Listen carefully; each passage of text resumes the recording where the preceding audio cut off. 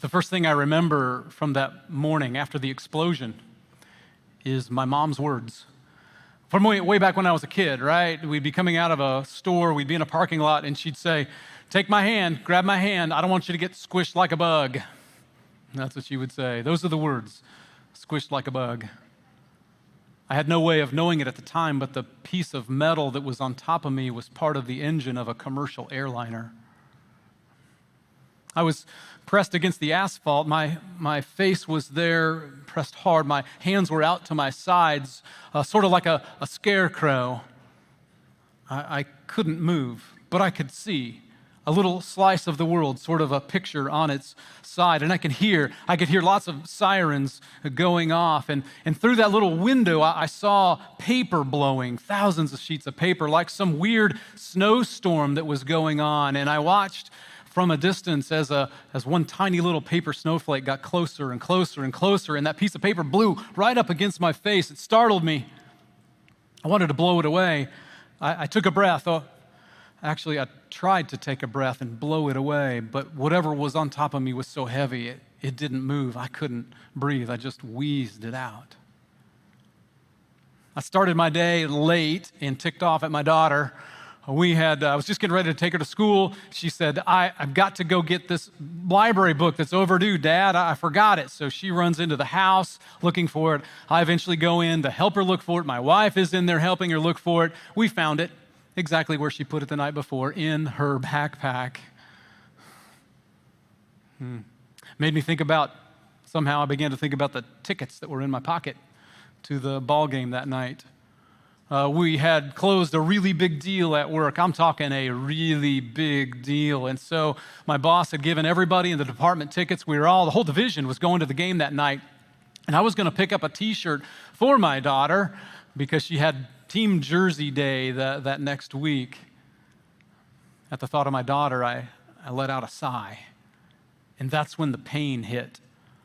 I mean, I'd broken a rib in high school playing soccer, and it was hard to breathe then, but this was 1,000 times worse. And what I also discovered is that my tie was over my mouth, making it even harder to breathe.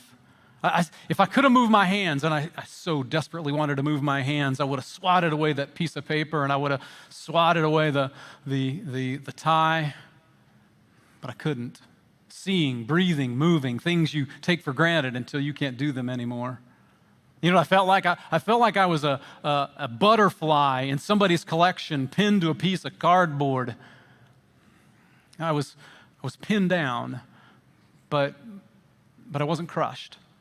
I realized I could wiggle my fingers and I could wiggle my toes. I realized that my hand was still around the handle of my briefcase.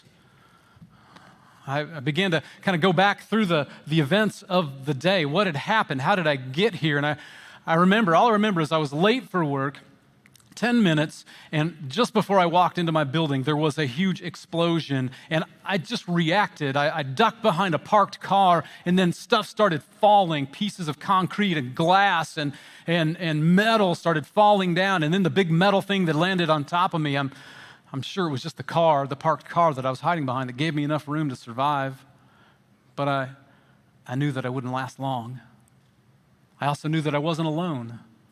I could hear a woman screaming in pain, and then after a few minutes, it just stopped. I tried to call out to her, but I just couldn't get enough air in my lungs to make a noise at all.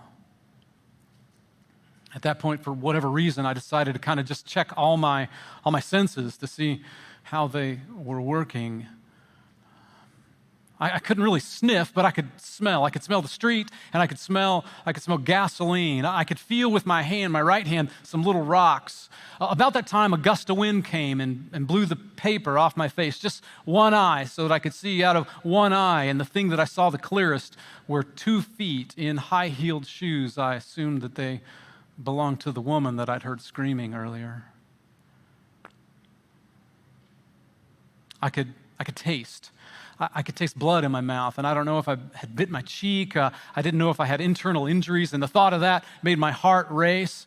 I could hear, and the thing that I could hear the clearest were the sounds of boots clomping, lots and lots of boots. I knew exactly what it was because I'd been to boot camp, and I had been in the military. I knew the sound, and about that time, another gust of wind came and blew the piece of paper completely off my face so that I could see lots and lots of boots, and I tried to yell, and all that did was send searing hot pain in my brain. I blacked out for just a second, but it worked. When I came to, there was a pair of boots coming right up to me, and they kneeled down. It was a fireman, my new best friend, and he reached out and he put a hand on my shoulder, and I could tell that he was surveying the situation, and he said, "I'm here. Can you hear me?" I tried to nod a little bit. He said, "We're going to get you out of here. We're going to get you out of here. I've radioed in your location.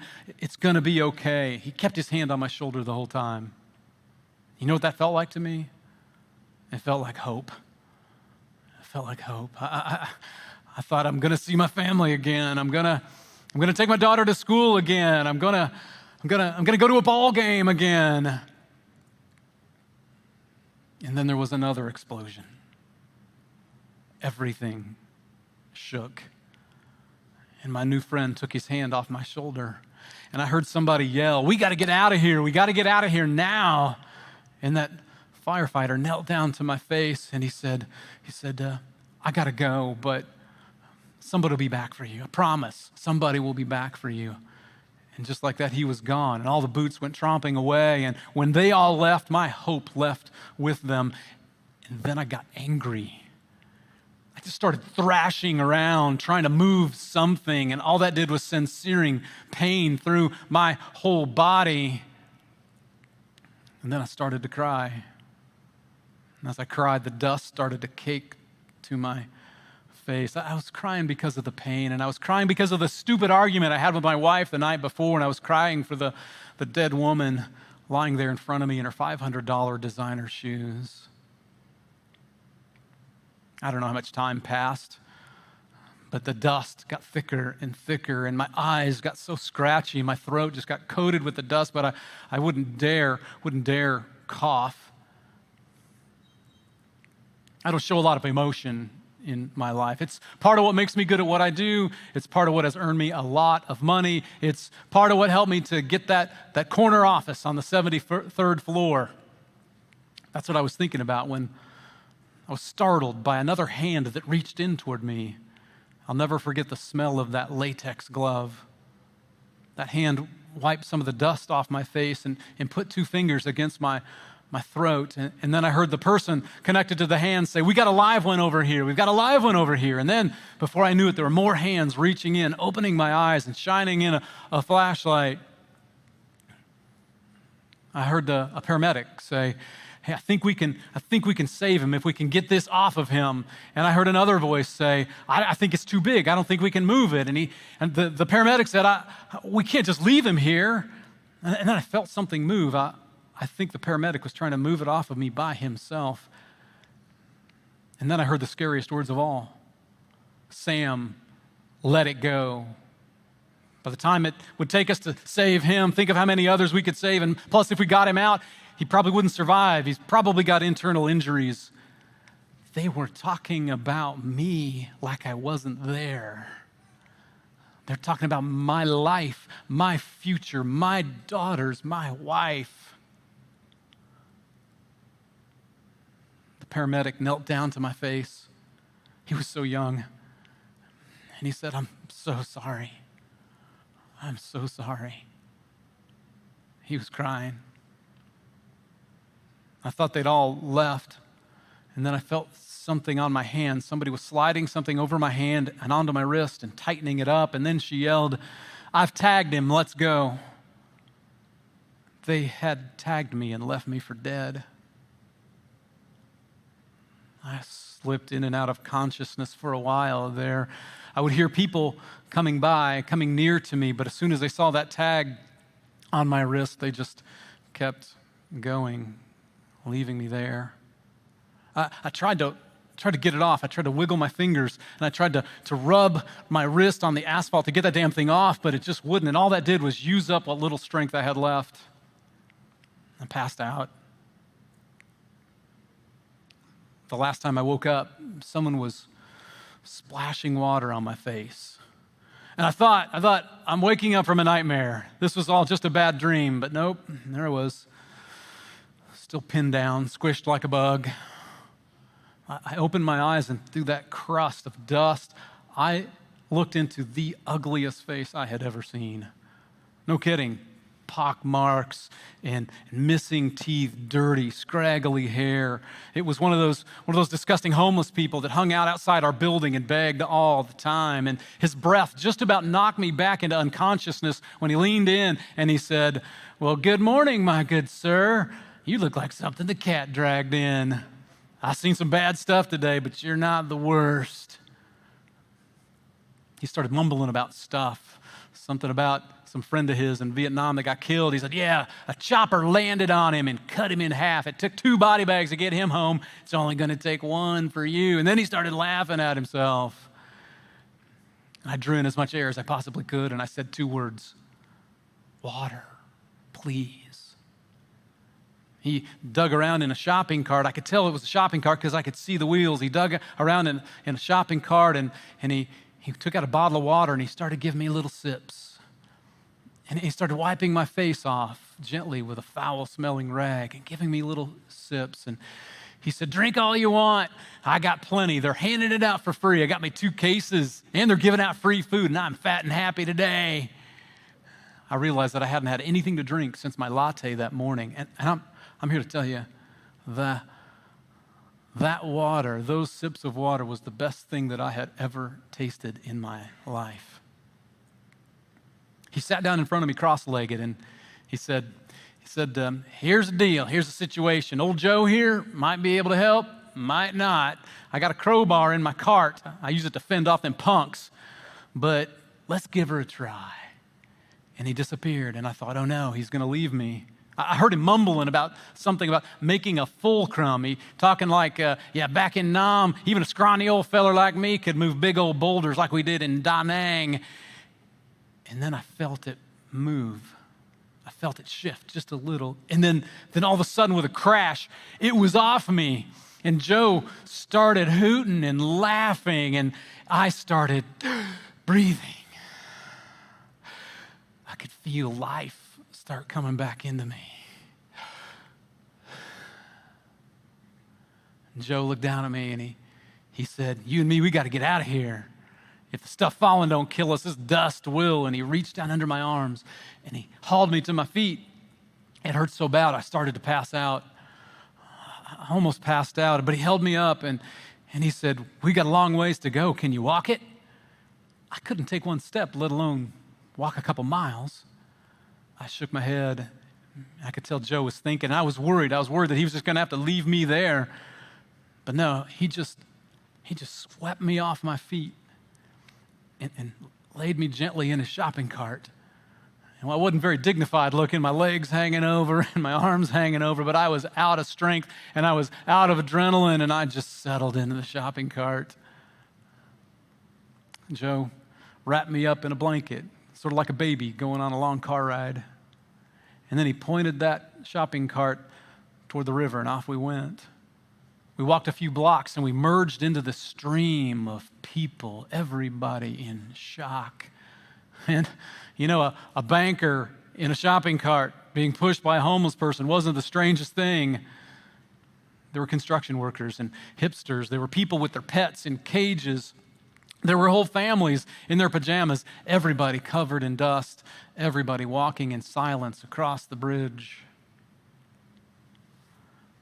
We got about halfway across the bridge, and a cool breeze blew off the water. And you know what that breeze felt like to me? It felt like hope. I looked up at Joe, and as I saw the sun setting over the city, I looked up at Joe. I said, "It's about time for the game to start, isn't it? Is this the way to the stadium, Joe? I got to get a T-shirt for my daughter, and while I'm at it, I'm going to get one for you too." And Joe let out that laugh. It was music to my ears. Music to my ears. Speaking of ears, let those who have ears to hear listen.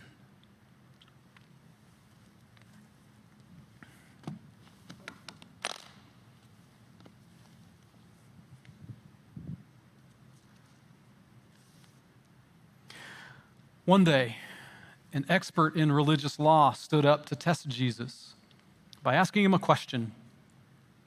"Teacher, what should I do to inherit eternal life?" And Jesus replied to him, "What does the law of Moses say? How do you read it?" And the man answered, "You must love the Lord your God with all your heart and all your soul and all your strength and all your mind, and love your neighbor as yourself." "Right," Jesus told him, "do this and you will live." The man wanted to justify his actions, so he asked Jesus, "And who is my neighbor?" And Jesus replied with a story. A Jewish man was traveling from Jerusalem down to Jericho, and he was attacked by bandits. They stripped him of his clothes, they beat him up, left him half dead beside the road. By chance, a priest came along, but when he saw the man lying there, he crossed to the other side of the road and passed him by. A temple assistant walked over and looked at him lying there, but he also passed by on the other side. Then a despised Samaritan came along, and when he saw the man, he felt compassion for him. Going over to him, the Samaritan soothed his wounds with olive oil and wine and bandaged them. Then he put the man on his own donkey and took him to an inn, where he took care of him. The next day, he handed the innkeeper 2 silver coins, telling him, "Take care of this man, and if his bill runs higher than this, I'll pay you the next time I'm here." Now, which of these 3 would you say was a neighbor to the man who was attacked by the bandits? Jesus asked. The man replied, "The one who showed him mercy." Then Jesus says, "Yes, now go and do the same." Let those who have ears to hear listen. And for today, that's the good news. In the name of the Father, and of the Son, and of the Holy Spirit. Amen.